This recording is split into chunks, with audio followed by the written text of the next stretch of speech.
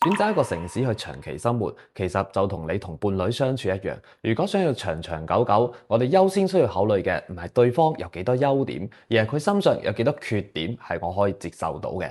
移居都係一樣。對於港外人嚟講咧，大家平時討論開嘅就係中山嘅物價平啦、樓價平啦、啲人友善啦，本地嘅母語又係粵語喎。我哋住入嚟咧可以同聲同氣，就唔會有太多咧我哋需要適應嘅地方。但係好多人唔會去考慮嘅係呢個城市會唔會有個其實無法接受嘅嘢呢？你要知嘅係缺點呢樣嘢係最容易放大嘅。假如你等到後邊先發現嘅話，可能已經嚟唔切啦。今日咧我就會講到最多人提及到嘅3個中三嘅缺點，同時咧都會表達我個人嘅睇法。而呢幾個缺點咧，有啲我個人係完全可以接受到，但係最後一個連我自己睇樓嘅時候都會非常注重。第一個咧就一定係整路啦。嗱，啲人成日話咧中三日日都喺度整路啦，搞到某些路段咧成日都要塞車，而且整路呢樣嘢仲噼里啪啦噶嘛，咁你經過嗰陣時咧耳仔仲要經受折磨添。咁有冇呢？其實有噶。嗱，關於呢個點咧，我自己確實都有疑惑過。我搬咗嚟中三大概係8年嘅時間啦，嚟咗之後做嘅第一份工就係地產啦，之後就冇換過工啦。而從事地產行業，你可以睇得到整路嘅概率咧，應該係會比好多職業都要多嘅，因為經常你都要四周圍跑啊嘛。入行嘅前2年咧，我係從來都冇考慮過呢個問題嘅，因為我覺得整路好正常啊，咁任何城市都會有整路嘅需求啦。而住咗大概5年之後咧，我發現原來真係一路都整開嘅喎。到而家第8年啦，中三依然有好多地方咧仲喺度整路。我唔知你哋會點睇啦，不過中三嘅本地人咧就好多人有意見，我就覺得咧我唔會唔習慣，而唔會覺得唔習慣咧，其實有一個好重要嘅原因咧，就係因為我嘅職業。嗱，可以話中三越係整路，對於我嚟講咧，可能仲更加好添。咁啊，而第二個咧就係我大多數時候嘅活動範圍係喺市區，而市區喺呢一方面佢整路嘅比例咧其實會少啲嘅，所以對呢一樣嘅睇法我可能會顯得正面少少。我睇到嘅咧就整路無非呢幾樣啦，一個係修水管，一個係起橋起公路，一個係起地鐵。對於我嚟講啊，我更加願意理解為咧中三係喺度進步。咁啊，首先中三呢個城市咧近幾年嚟點解進展係咁慢呢？就係因為過度依賴傳統嘅製造業同埋土地財政啊嘛。而你想要轉型到高新科技咧，係需要契機同時間嘅。咁政府可以點算呢？咁咪先搞好以前冇搞好嘅嗰啲嘢咯。就似坦洲快線咁，整路嘅嗰2年有幾難受，整好之後咧我就有幾快樂。而且佢測速嘅位置唔多咧，有時你仲可以揸快少少添。嗱，就少少。似坦洲快線咧係節省我自己好多時間嘅，因為我周不時就要去下港珠澳大橋啦，或者係坦洲啊、三鄉啊，所以我更加願意理解為咧整路係喺度為將來鋪路。第二個就係暴走的電動車。嗱，好多人嚟到中三之後咧，會覺得話哇，周街好多電雞啊。其實電雞多少少咧，大家就唔係好驚。但係咧，有啲電動車嘅車主咧，佢車技嘅風格係賽事級嘅，變成咧，尤其係長者咧，其實就會擔心話自己行喺路上啊，會唔會有啲危險啦咁樣。咁啊，中三其實係幾多電動車嘅，因為你喺中山生活咧，有部電雞確實係好方便，而且成本仲好低添。一部電雞咧，平均就3000蚊左右就可以買到。似我女朋友嗰台咧，我記得當時係買3000定係3500，唔係好記得啦。咁啊，我哋買嘅咧就係雅迪呢個牌子啦，同呢隻牌子會有比較嘅，一般就係同比較嗰個愛瑪同埋台鈴。咁啊，當其時咧，其實同檔次嘅呢幾台車入邊咧，雅迪係最貴嘅。咁啊，點解會最後尾係買雅迪呢？因為我哋試駕落嚟之後咧，我就覺得話雅迪嘅避震好啲啦，同埋佢揸起身嘅時候係相對穩少少咁樣，所以最終就買咗雅迪啦。咁啊，點解會分享呢個點呢？因為其實我自己都會有過呢方面嘅擔心嘅。但係呢一樣咧，我覺得比較多可能我自己性格問題啦。我可能會有少少嗰啲咩爹型啊、父親型男友嗰款啦，即係你成日咧都覺得自己女朋友未夠大個女咁樣啦，佢做任何嘢咧，你都會優先考慮安全問題。咁啊，目前咧其實就揸咗應該有3年左右啦，到而家我仲會唔會擔心咧？真實感受就係冇。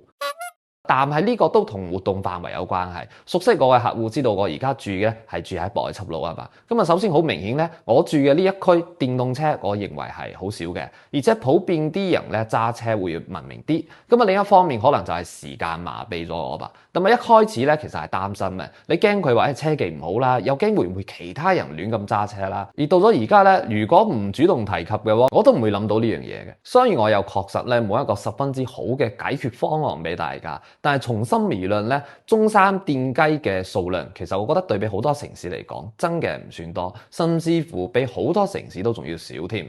而會提出呢個觀點嘅人群咧，我就諗大概率係居住喺類似坦洲嘅商圈位置嘅人所發表嘅，因為呢啲位置嘅電動車佔比係最多嘅，而且平均車速都會高啲。再加上咧，中山嘅某些鎮區係有共享電動車嘅，似東區咧以前其實都有共享電動車，後來咧政府可能係為咗市容同埋交通方面嘅考量吧，就全部撤晒啦。而可以有共享電動車嘅某些鎮區咧，就變成話喺路上有電動車啦，路邊有電動車，一來二去咧，當上落班嘅高峰期嘅時候啊，太多嘅電動車同時喺路上行，你就容易覺得好亂同埋好塞車啦。同時咧都唔排除咧有啲人揸車係唔文明嘅。而至於話呢一樣咧，就無論你揸汽車定係揸電動車啦，肯定都有，就係比例問題嘅啫。咁啊，你想要似坦洲嗰種生活好方便嘅咧，你就接受可能電雞多啲啦。而好似市區呢啲嗰種交通可能冇咁複雜嘅咧，佢嘅生活配套又未必有那麼豐富，所以似呢一個大家所講嘅缺點咧，我覺得你係可以去權衡嘅。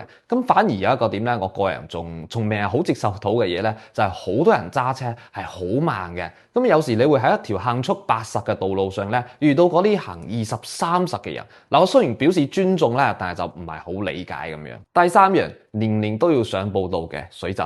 中山嘅別稱咧大灣區水城，其實好多人都以為啊，中山只有三鄉先會水浸，唔係㗎。其實中山好多地方都會有水浸，好似今年西區嘅越秀天悅灣嗰一帶咧，就聽講都浸得好犀利。咁啊，呢個係中山加上珠海嘅地勢原因，佢哋咧就四周圍高，中間位置咧就會下陷少少，咁就最後尾就變成好似一個碗嘅形狀啦。而下墜得最深嘅嗰個位咧，就差唔多三鄉嗰個位。所以一旦係經常落大雨嘅季節咧，中山好多區都必然會有水浸，而三鄉就會浸得多啲咁樣。呢個真嘅係中山一個比較明顯嘅缺點。而喺居住嘅角度嚟講啊，我哋係要考慮避開嘅，主要就睇三樣嘢啦。一個係樓盤嘅地庫高度，第二個係樓盤排水做得好唔好，第三個係地區嘅排水做得好唔好。咁你會發現咧，中山嘅發展商醒目啲嘅，佢都會做抬高嘅佈局。有啲咧就抬高地面3米啦，有啲係6米以上。呢個動作咧唔單止係對視野景觀同埋你嗰個花園嘅佈景有幫助啦，其實咧對於你嘅嗰個防水呢一方面都係有所加持嘅。咁相比之下咧，市區位置就全區嘅排水系統可能會好少少，大多樓盤咧都唔會水浸，個別嘅樓盤可能會浸，而部分嘅浸區咧就排水系統冇咁好，多數樓盤會浸，少數樓盤都唔會浸。嗱，呢個缺點其實你係可以盡量避免嘅。就假如你住市區，你可能可以減少考慮呢個問題；而假如你係住浸區，尤其係三鄉啦，你就一定要揀嗰啲有做抬高而且排水做得好。咁啊，最唔濟咧，物業管理要好啲。因為有啲物業團隊面對自然災害嘅反應速度係好快嘅，嗱，一旦落大雨咧，即時就可能有人喺度安排咁抽水咁樣，咁啊，所以其實咧一個樓盤喺好多時候咧，佢都會有唔同嘅問題嘅，咁但係一個好嘅物業管理公司咧，係可以有好高嘅處理能力同埋辦事效率嘅。咁講咗咁多咧，我唔係話想抬高市區樓，從而貶低浸區樓，只不過喺中山咧，呢啲最多人講嘅缺點，確實係市區位置會無限減少咯。我亦都從來唔會話呼籲大家話你千祈唔好買浸區樓啊！市區樓一定最正啊，唔係嘅，我認為咧買樓就一定係合適自己先至係最重要嘅。嗱，以上咧就係中山喺表面上最多人講嘅缺點啦，而呢啲缺點咧好多係中山人自己講出嚟嘅。咁中山人係咪自己就唔中意中山咩？唔係噶，佢哋自己可以講中山嘅缺點，但係就唔俾其他人講嘅。事實上，你會聽到嘅呢啲缺點，往往都係生活居住喺呢個地方嘅人咧，希望呢個城市會越嚟越好。而站在我哋想要定居落中山嘅人嚟講咧，我認為都需要去了解嘅。正如我前面所講嘅咧，你要可以接受到呢啲缺點，又或者係你認為你對佢優點嘅喜愛咧，係遠遠高於以上缺點嘅話咧，先至可以保障你以後住落嚟唔會後悔。中意一個城市咧，最好都係明知你有一啲唔好嘅嘢，但係對你依然保持熱愛。如果你有更加多睇法咧，尤其係已經住咗喺中山嘅朋友，歡迎你喺評論區留下你嘅經驗之談啦，可能可以幫助到更加有意喺中山定居嘅人啊！影片嘅最後咧，如果你覺得對你有幫助嘅話咧，記得點個 like 俾我啊！最近呢段時間咧，我接觸咗好多嘅新客戶啦。喺生意上嚟講，其實一直都喺度往上走嘅。咁啊，但係同時咧，我都會遇到一個非常嚴重嘅問題，就係我影片嘅更新頻率咧已經越來越跟唔上啦。我又唔想話拍太多敷衍大家嘅影片，所以我最近咧都會積極想辦法去解決呢個問題。咁啊，同時咧發表少少個人感想啦。就呢排我好攰，但係咧我攰得好充實，而且好溫暖，因為我所帶嘅客戶們咧，真嘅係一直都俾我驚喜。就唔係講成交啊，而係帶大家睇樓同埋買樓嘅呢個過程中咧，客戶係願意反過嚟咧，為我都考慮好多，我就覺得非常感恩啦。咁啊，所以就想再次通過影片咧，多謝大家嘅體諒同埋包容。我相信咧，我都好快可以俾到大家好嘅科普影片之外咧，仲可以提供到更加優質嘅服務，未來可期啊！